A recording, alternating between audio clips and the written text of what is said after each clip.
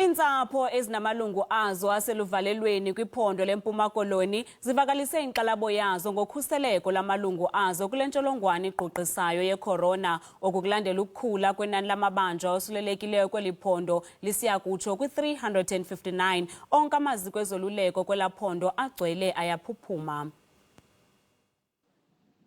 Emva kwalamasango ngamabanjwa amoshe kwiindawo asuka kuzo. Unyana kaEzra Mazantsana ngomnye wabo. Uthothoza iminyaka esixhenxe, isiqingatha sayo ixhonyiwe.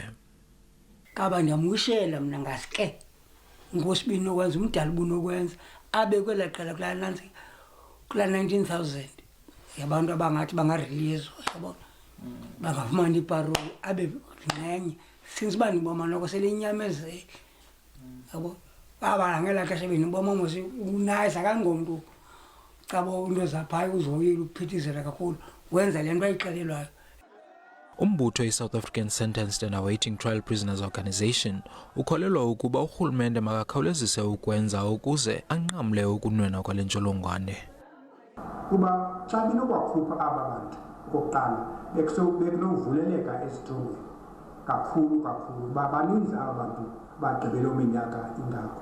Okwesibini ke kukho abantu abangekagwetywa abahleli phaya ezintolongweni iminyaka emihlanu nangaphezulu belindele ukuxoxa amatyala. Isebe lezoluleko liphendule ngelithi bamisele iziseko zokulwa le ntsholongwane kumaziko abo. Bakwathi banamagosa ezempilo kula maziko abo alungele ukulwa nale ntsholongwane. Ndingangafuna iindaba ze-SABC kwiphondo leMpuma Koloni.